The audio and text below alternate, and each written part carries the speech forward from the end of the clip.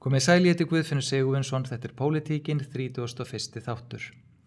Málefni hælisleitenda komast í fréttirnar reglulega en skemmst að minnast máls þar sem fjölskylda frá Egyptalandi fékk dvalarleyfi eftir að hún hafði farið í felur til að forðast brottvísun.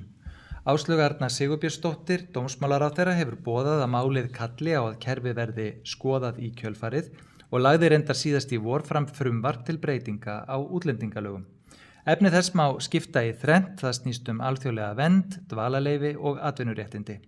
Og megintilgangurinn er að hraða málsmeðferð, þar að segja að tryggja að allir fái skjótari úrlausn sinna mála. Dómsmálaráðherra Áslaug Arna Sigurbjörnsdóttir er gestur minn að þessu sinni, velkomin. Takk fyrir. Þetta mál, egypsku fjölskyldurnar sem ég vísaði í, fékk mjög brattan endi þegar kærunefnd útlendingamála veitti dvalarleyfi eftir að fjölskyldan hefði átt að vera farin úr landinu. Þetta mál hefur orðið til þess að þú boðaðir að skoða þurfi kerfið. Hvaða lærdóm þarf að draga þessu máli? Við höfum auðvitað reynt að gera kerfið okkar með þeim hætti að fólk fái úrlausn fyrr og við gerum mikla kröfur á kerfið okkar. Og í fyrsta lagi þá setjum við mjög skýra tímaramma, hvenær við ætlum að vera búin að afgreiða mál, sérstaklega ef að ræða börn og höfum skemmri tímaramma og ef við náum ekki að afgreiða máli innan þess tímaramma þá gefum við hér mannúðarleyfi sem er grundvöllur þá dvalarleyfis eins og þessi fjölskylda fékk sem þú nefnir. Og þegar maður sá þetta mál þá hefði þetta skoðaði maður af hverju hvað er ástæða þess að þau hafa dvalið hér mun lengur en sá tímarammi er og kallaði eftir upplýsingum það, hvort það væri eitthvað í kerfinu okkar sem myndi kalla eftir því að við þurftum að breyta einhverju eða annað slíkt. Niðurstaðan af þeirri skoðun minni leiddi það í ljós að það þyrfti ekki að gera það. Það hefði klárast á þessum 2 stjórnsýslustigum, útlendingamálastofnun og síðan hjá kærunefnd útlendingamála innan þess tímaramma eða í nóvember síðastliðnum og þá fer fram brottvísun. En eftir þann tíma þá stendur alltaf val að fara sjálfur og margir sem velja þann kost. Síðan þegar búið að biðja nokkru sinnum endurupptöku málsins fyrir kærunefndinni að þá fallist á slíkt í 3. sinn vegna nýrra gagna og þá virkjast tímafresturinn og þau fá ekki hér vernd á grundvelli þeirra nýja ástæða var ekki talið svo heldur fáðu mannúðarleyfi og þetta hefur allt komið fram í fréttum og þess vegna og stundum gefa svona mál til þess að skoða hvernig virkjast tímafresturinn svona seint og kannski sérstaklega það þurfa þetta allir, hvort sem það er fjölskyldan sjálf og fólki sem hingað leita sem og þetta aðilar sem eru að framfylgja þeim reglum sem hér eru að geta treyst því að mál séu tæmd á einhverjum tímapunkti og áhyggjuefni ef það er aldrei svo og þess vegna þarf þetta að skoða einhverja þætti í þessu og í rauninni einhverja breytingar sem ég lagði fram síðastliðið vor sem hefðu tekið til dæmis gert þetta skýrara. Ég held að mjög margir hafa orðið rasandi hissa hvaða afstöðu sem þeir höfðu til málsins þegar einmitt þetta gerist svona ótrúlega seint í ferlinu því að ég held að hafi verið skilningu flestra að máli væri tæmt. Já, og það eru þetta svona áhyggjuefnið að þetta er ekki boðleg málsmeðferð fyrir neitt og eitthvað sem við verðum auðvitað að skoða og höfum verið að reyna að skoða hvernig við getum flýtt málum. Við erum auðvitað að takast á bara við stórt verkefni og það eru mjög margir sem leita hingað. Það er auðvitað að bera okkur saman við löndin í kringum okkur. Við erum að fá fleiri hingað, bæði umsóknir sem sækjast eftir alþjóðlegri vernd, heldur en Norðurlöndin meðan við höfðatölu og við erum líka að veita fleirum með við þann fjölda sem kemur hingað. Og ég held að og við erum auðvitað verkefnið okkar er fyrst og fremst að veita þeim vernd sem þurfa á hana að halda sem er að flýja ofsóknir eða lífshættulegar aðstæður í heimalandi sínu. Síðan þarf auðvitað eru alls konar önnur kerfi sem við þurfum að ræða með sem svona koma svolítið inn í þessa umræðu og þarf að ræða með það því að sumir eru bara hér að leita betri lífskjörum þurfi ekki á vernd að halda samkvæmt þessari skilgreiningu sem er í kringum neyðarkerfið en ættu kannski frekar að fá meira rými til að koma hingað og starfa. eins og þú ert að taka því fram að þá það einmitt þessi biðtími sem hefur verið mest gagnrýndur í þessum málum að fólk það sé of lengi hér á landi, skjóti hér rótum og tala nú ekki ef það eru börn og þau fara jafnvel að tala tungumálið, eru komið vini og allt þetta og þess vegna sé ekki sanngjarnt að vísa þeim úr landi þegar sá tímapunktur kemur. Þú lagði fram þetta frumvarp til breytinga útlendingalögum núna í vor áður en að þetta mál kom upp þannig að það ekki viðbragð því. Getur aðeins svona farið yfir það fyrir okkur svona hvaða úrbætur liggja þar fyrir í víðara samhengi? Já, þegar við skoðum þessi mál og allir sem koma hér og sækja alþjóðlega vernd, þá skiptum við þessu upp í flokka eftir hvernig mál þetta Það eru svona efnismeðferðamál, það sem eru svona þyngri, svona flókin mál oft úrlausnar, það ekki bersýnilega ein niðurstaða fyrir eitt land, það eru mismunandi aðstæður fólk sem þarf að skoða og liggur mikil vinna á bakvið, eins og aðalega sem koma til dæmis frá Egyptalandi. Síðan eru mál sem taka almennt aðeins skemmri tíma, kölluð Dyflinnarmál, þá skoðað hvort að eftir að þú hefur sótt vernd annars staðar í Evrópu, að málið að klárast þar. Við höfum til dæmis tekið það ákvörðun að senda ekki tilbaka á grundvelli Dyflinnarreglugerðarinnar til Grikklands og Ungverjalands eftir að þá eru þá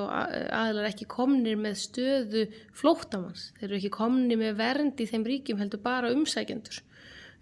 og þá tökum við hingað í efnismeðferð. Síðan eru það svipuð mál en þar sem fólk þá komið með vernd í öðrum ríkjum þar sem við sendum aðila tilbaka en fer fram samt einhver skoðun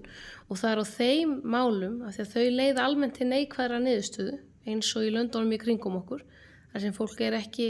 almennt að veita fólki vernd sem hefur komið með vernd en það uppfyllir það ekki þau skilyrði að þurfana samkvæmt þeim reglum sem við erum með en það fer fram einhver sérstök skoðun og við hefum verið að stytta og tilgangur frumvarpsins var aðalega að stytta þann tíma styttan þannig að almennt leiða þau til neikvæðra niðurstöðu og ef við getum afgreitt þau fyrr að þá getum við líka afgreitt alls konar önnur mál sem taka marga mánuði í kerfinu einnig fyrr af því þetta að taka einhver tíma auðvitað af kerfinu í heild sinni. Aftur á móti að þá erum við alveg að skoða það og það fer alltaf fram einhver skoðun á mati fólks. Það ekkert sem gerist hér sjálfkrafa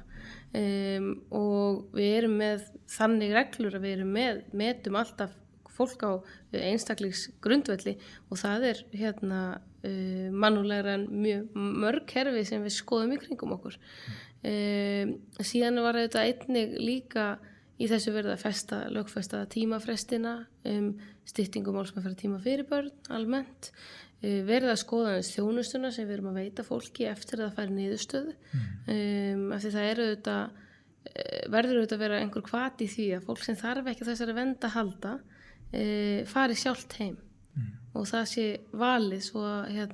það kom ekki til þessar endalausa tíma í viðbót við þann tíma sem þetta tekur í kerfinu. Síðan var auðvitað alls konar annað í lögunum sem ég var að breyta bara dvalarleyfi, bæði sérfræðinga og au-pair og svo atvinnuréttindi og fleira. Þetta er miklu stærri málaflokkur en kannski bara þessi birtingarmynd sem við sjáum alltaf reglulega í fjölmiðlum. Miklu stærri og við erum að gera svo vel á svo mörgum sviðum í þessu en auðvitað er þetta áskorun af því að við þurfum að halda þessu innan heimilda og innan fjárheimilda, segi ég, og við erum að sjá það að kostnaðurinn við þennan málaflokk hefur farið úr 600 milljónum fyrir 6 árum síðan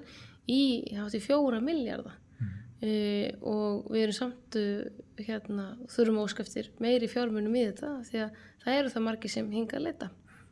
Ég held einmitt að þessar skilgreiningar þegar þú ferð að ræða þetta er svolítið flókið fyrir fólkum að átta sig á því hvað er hælisleitandi, hvað er flóttamaður, er þetta ekki bara allt saman fólk í neyð. Við erum til dæmis talandi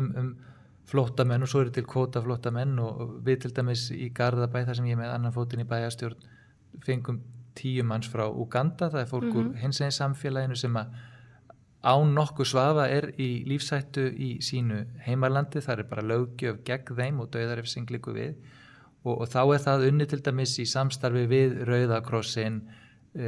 félagsmálaráðuneytið og það er þá líka öll koman hingað til lands er undirbúin og og það held ég almennt og við erum ekki fjarri því að vera eina sveitafélag, þetta er bara orðið nokkuð almennt og þá og ekki annað að heyra en að það almennt séð allt saman virðist ganga vel. Já, og þarna kemur skilgreiningin hvernig erum við að flokka og af hverju erum við að flokka þetta fólk. Staðan þetta þannig að neyðin í heiminum mjög mikil og það þannig að á þeim stöðum þar sem fólk kemur fyrsta sinn frá sínu landi að þá fólk í forgangsröð og þannig verður það bara að vera af því að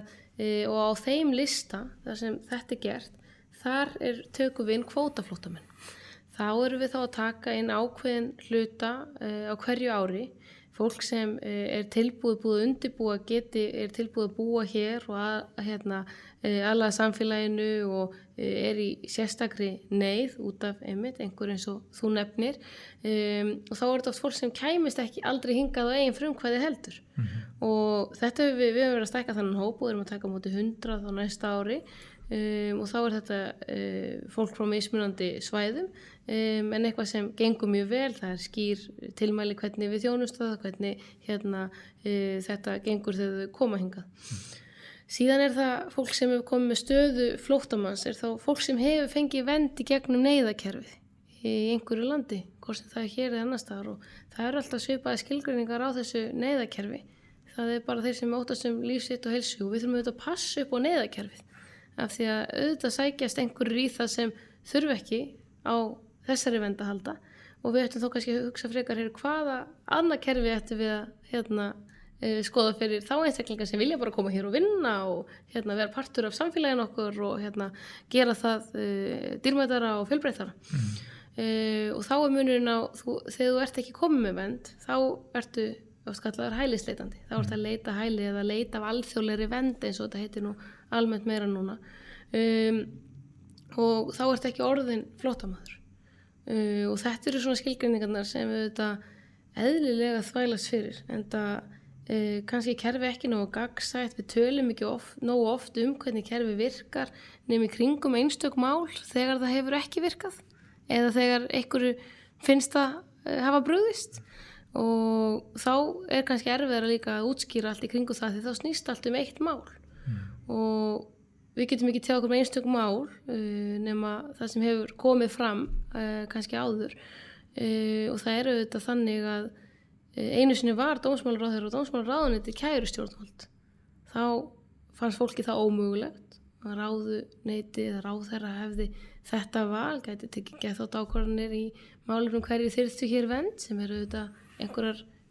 ættu að vera fyrirfram ákveðnar forsendur fyrir og gagnsæi og jafnræði því og þess vegna var komið á fót kærunefnd útlendingamála að tillögu Rauða krossins og Flóttamannastofnun Sameinuðu þjóðanna og þess vegna þetta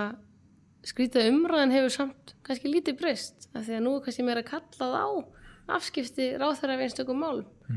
og auðvitað hefur það gerst að einhver mál hafa sýnt manni að við þurfum styttri málsmeðferðartíma og þau geta sýnt manni að maður skoði eitthvað almennt.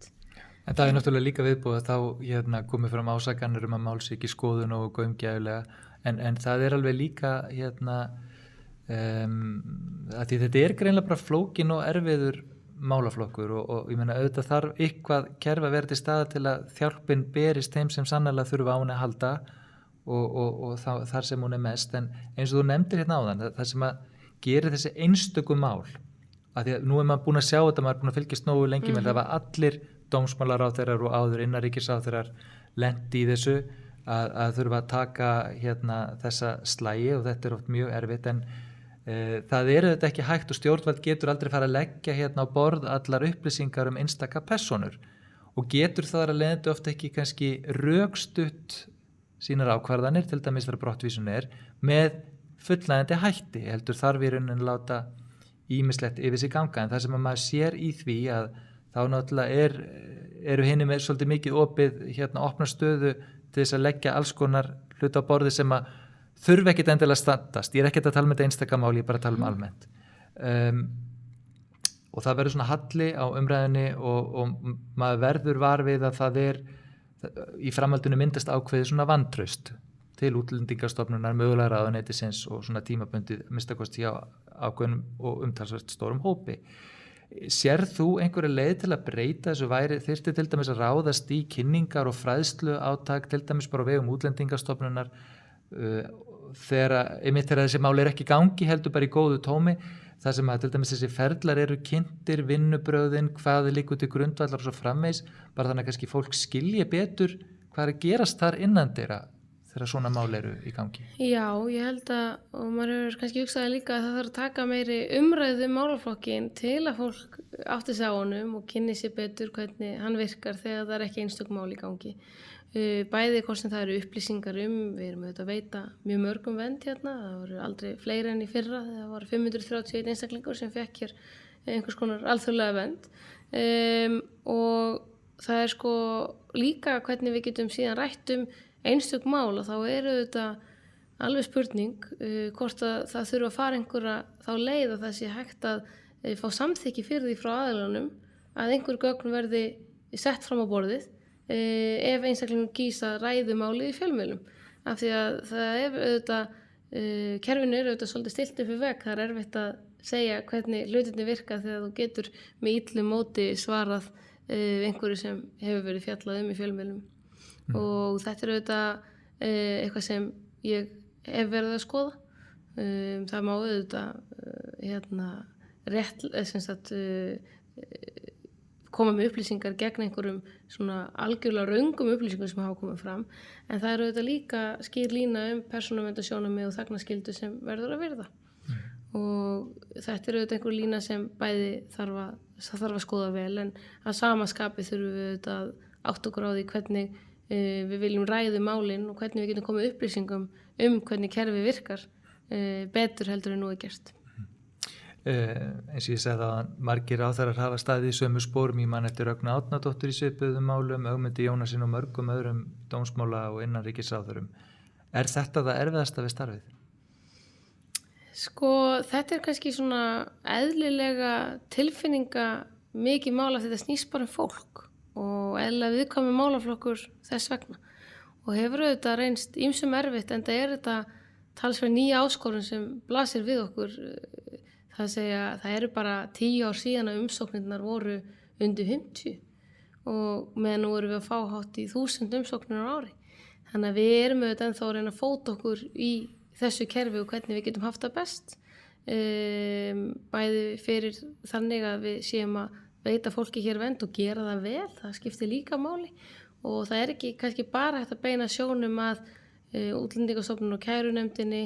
og dómsmálaráðuneytinu heldur verðum við að skoða aðra þætti eins og eru fleiri sveitafélög tilbúin að gera samninga við Útlendingastofnun þjónustu við fólk sem hingað bíður eftir svari kannski eða hér bíður eftir svari er menntakerfið undirbúið þurfum við að gera betur, við þurfum að gera betur fyrir innflytjendur alla útlendinga sem ekki með Íslanda fyrsta tungumáli í menntakerfinu og félagslega kerfi tilbúið hvað getum við tekið á móti mörgum hingað til hefur stefnan verið svo við tökum á móti þeim sem þurfa að venda að halda sem hingað leita og það skiptir þá ekki máli hversu margir það eru sem hingað leita en það verður auðvitað að passa að neyðakerfi virki þá fyrir það fólk og það fólk fái líka svör fyrr svo það geti hafið fyrr árangusríka aðlögun á íslensku samfélagi. Aðeins svona útlendingamálin almennt því að við erum auðvitað alveg sammála það er bara jákvætt og einu góð að fólk annars staðar frá vilji flytja til Íslands og sjáu hér tækifæri fyrir sig og sína og vilji taka þátt í samfélaginu. Það stundum svona í umræðinu látið eins og Ísland sé eins og það var fyrir stríð að þetta sé tiltölulega einsleitt samfélag viðkvæmt fyrir áhrifum utanfrá. Það svona datt mér í huga að spyrja hvert til dæmis hlutfall útlendinga eða þeirra sem að koma hingað hér á landi svona í samanburði við nágrannalöndin og til dæmis hvað þetta hátt hlutfall af vinnumarkaði? Já, þetta auðvitað orðin stór hluti íslensk samfélag. Íslensk samfélag hefur verið mjög opið og það hefur verið bara stefnan lengi þrátt fyrir hvernig fólk tala kannski þessi einstöku mál þá ekki hægt að segja það Ísland sé lokað samfélag. Að mínum að þarf þó að skoða atvinnuleyfin og gefa þar fólki ennþá meiri tækifæri til að koma hér og vinna og starfa og það heyrir undir félagsmálaráðherra og ég held að þar séu mikilvæga tækifæri til að leyfa fólki að koma hingað sem vil bæta sín lífskjör og sinna ýmsum störfum, hvort sem það eru störf í samkeppni við Íslendinga eða störf sem bara Íslendinga fást ekki til að sinna eins og við höfum séð og þá það sé líka þá fólk utan EES-kerfisins. En ég held að við séum með 50.000 erlenda aðila hér í samfélaginu okkar sem eru þetta stór hlutur af samfélaginu okkar og mun stærri en á mörgum öðrum stöðum. Og síðan erum við að sjá líka núna að atvinnuleysi meira meðal þessa hóps heldur en Íslendinga. Einhverjir munu fara aftur, hafa þann valkost, en aðrir eins og aðrir Íslendingar reyna að fá hér nýja vinnu eftir því sem okkur vindur fram eftir þessa kreppu. Ég heyrði ekkert að þeir tölu flegt fram fyrir COVID að vísu og áður en að það allt byrjaði að þetta útlendingar væru held í 24% af vinnumarkaðnum. Já, það gæti verið réttala. Ég er ekki alveg með þær tölur úr hreinu. En það er auðvitað mjög mikilvægt vinnuafl, mjög mikilvægt fólk í samfélaginu okkar og við verðum bara að koma þessum málum á einhvern þann stað að það sé svona almenn sátt þennan málaflokka því ég held að fleiri séu sammála en ósammála. Það er algjörlega þannig að við erum kannski ekki góð greinir á með einstakar hluti en við erum samt langflest hér í íslensku samfélagi sem viljum hafa kerfi þannig að við tökum vel á móti þeim sem hingað koma, við viljum reyna að afgreiða málin fyrr og við skiljum líka að við getum ekki tekið á móti öllum. Alveg sammála því, þetta er bara að vinna góða og mikil þáttaka er jákvætt skref en eins og ég segi þetta er kannski öðruvísi mynd heldur en að fólk gerir sér oft grein fyrir í rauninni þegar málin eru til umræðu hverju sinni. Það var mjög gaman að fá þig í spjall. Áslaug Arna Sigurbjörnsdóttir, dómsmálaráðherra. Takk kærlega fyrir komuna. Takk fyrir mig.